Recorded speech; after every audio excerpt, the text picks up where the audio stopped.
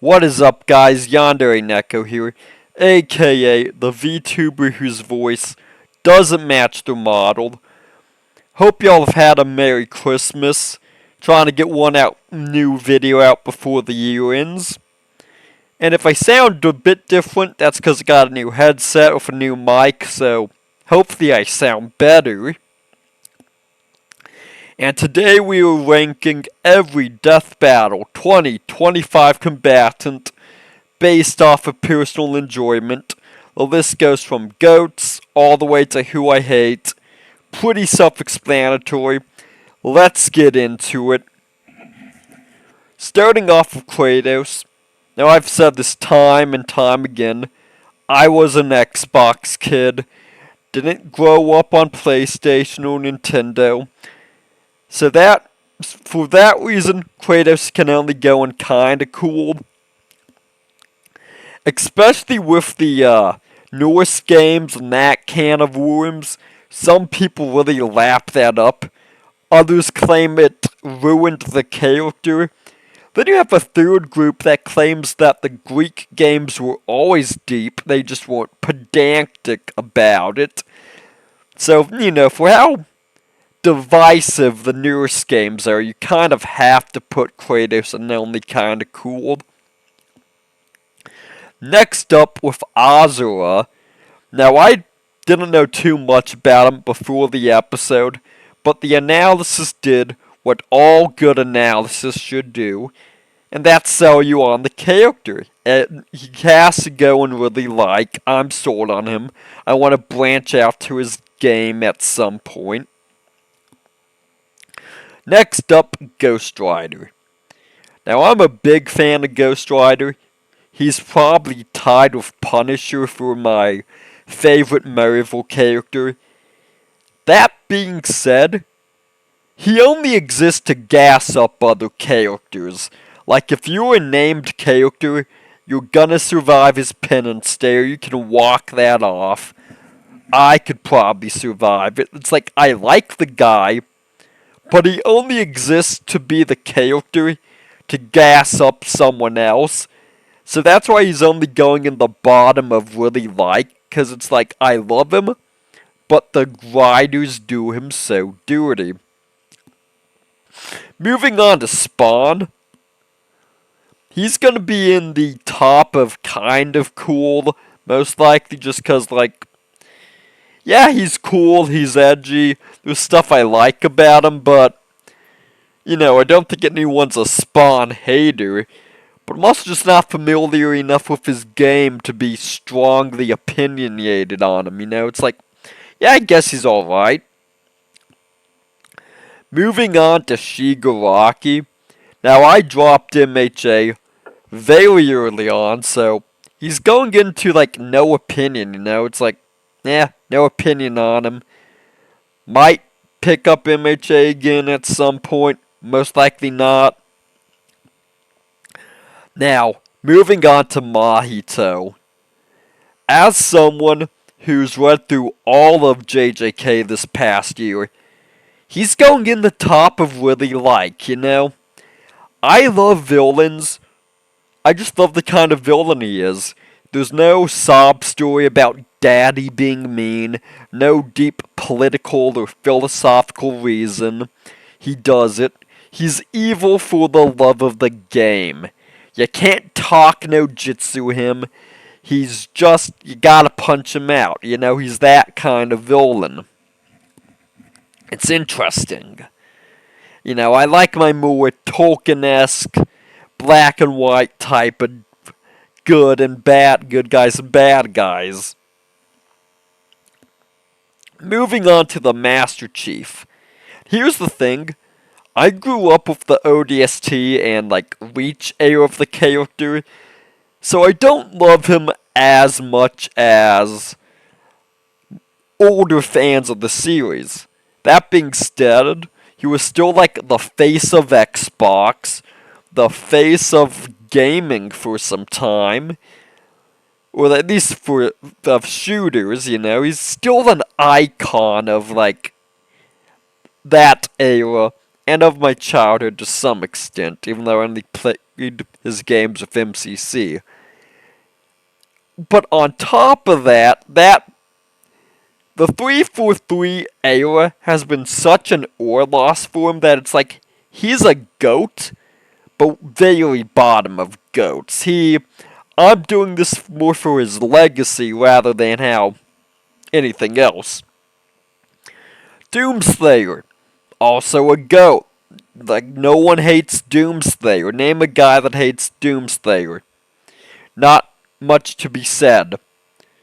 Moving on to Simone the Digger, as someone who binged through all of Gurren Lagann for the first time when his episode got announced, top of GOATs. It might change, someone might talk me out of it, but he's going in the GOAT tier. Like, one sec, I'm just paranoid about... Okay, good. You know, editing mistakes make you paranoid about, how the software is running, but as I was saying, Simone, absolute GOAT. Kyle Rayner, again, no opinion. It's like another DC Herald, big whoop. You're also like the 5th Green Lantern.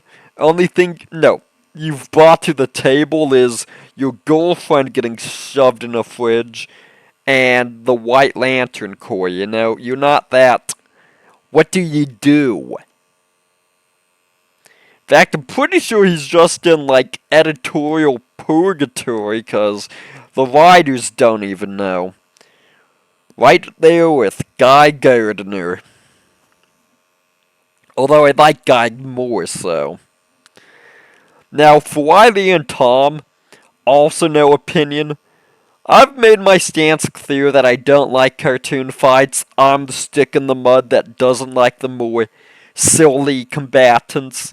But at the same time, it's even more silly to say you, like, don't like a cartoon character, you outright hate them. So it's, like, no opinion.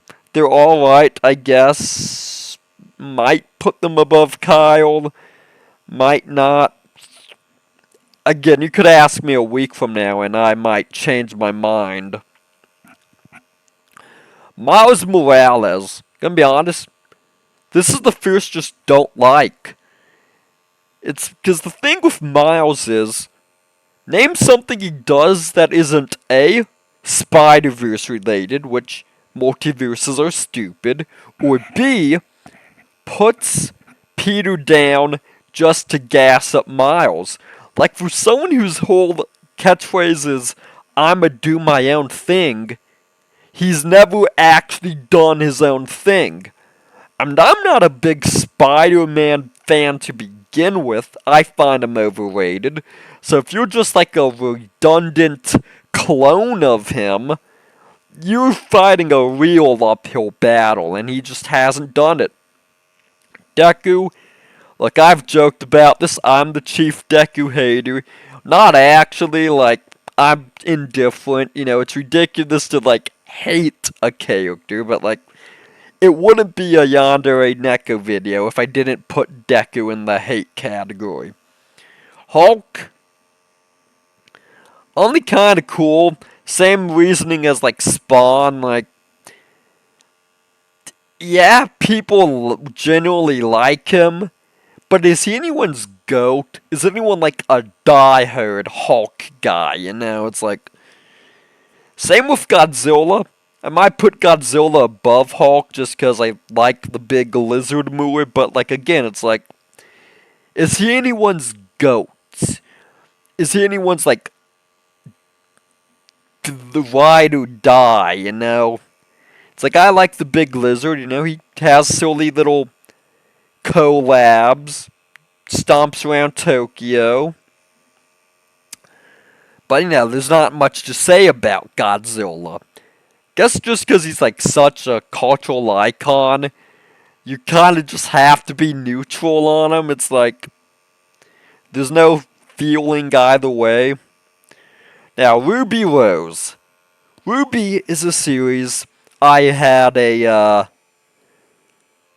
interesting relationship with. Went from autistically obsessing over it to autistically studying its downfall to now just sort of checking in occasionally. Now, the thing with Ruby is her character had so much potential. The weapon autism, being the sort of innocent beacon of hope. The weapon autism. Yet they just strip her more and more. They removed the weapon autism, that was like a big hit to her character. Then they made her a hypocrite, like just bad leader, incompetent in planning. Like, she's above Miles, but they have done things to her that can't be undone. Maka might be either top, bottom of like kinda cool, too much of a goody two shoes, too much of a teacher's pet, daddy issues, which like, yeah, her dad cheated on her mom and sort of destroyed the family, but still, daddy issues. It's like, I like her, but let's be honest. Soul was cooler. Soul was a bro. When I was in middle school, I thought Soul was just the coolest. I wanted to be like him. He still is kind of cool, although, he plays piano, so spiritually he's a theater kid, and if you know, you know. I'm not one to give you the dissertation on why theater kids are just the worst, but... Next up, Blade. Honestly, top of kinda cool, the Wesley Snipes movie's awesome.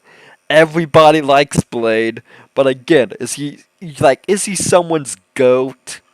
Like, yeah, I like the stylish trench coat, I like the katana, that's a vibe. Katana and trench coat, I could rock it if... I'm actually gonna have to look up, I'm pretty sure katanas can be open carried where I live. Maybe not, I'd have to find that out. But it's a vibe. But I just don't know him personally enough to rank him higher. Buffy the Vampire Slayer. Might just go in, like, no opinion, I've seen the episode, the series seems quirky, but, like, no opinion on the character. She's just a character that was on the show. Moving on, Dante, GOAT. Absolute GOAT. Love DMC, love Dante, love Virgil. Capcom DMC 6 win. Like, he's just a GOAT. Who hates Dante? That being said, Clive might be top of no opinion, Like, the episode, no, Death Battle has not sold me on Final Fantasy yet. Granted, that's because in high school I beefed with a girl who was big on Final Fantasy and Kingdom Hearts, more so Kingdom Hearts, but like, so already Final Fantasy has a bit of an uphill battle with me, but I guess it's sort of no opinion. Yeah, a lot of this list is kind of only just characters I find kind of cool or like no opinion. And for Ash, again, like, I've watched some of the Gen 1 cartoon as a kid, but I occasionally played the games at a friend's house, but I was not a Nintendo kid. I did not own a Nintendo device. I did not play Pokemon. So Ash kind of just has to go in, like, no opinion. Like, I don't know, maybe there. Now, Yugi Moto. I did dabble in Yu-Gi-Oh! As a kid, watched the cartoon, in fact, I owned a lot of the, OG cards, like Beaver Warrior, Karibo, Celtic Guardian, Black Luster Soldier. You name a classic, like, Yugi Muto card, I probably had it, or one of my brothers had it. Point being, like, so for Yugi Moto, there is a bit of that personal connection that I might put him in really like, just for nostalgia. Maybe above Ghost Rider, because Ghost Rider just sells. So that's the list. Please like, share, and subscribe. Feel free to disagree with me. I know I'm gonna get a dislike anytime I trash Midoriya or Deku. No, his name's Deku because it means good for nothing, which he is. So that's the list. Yandere Neko going dark.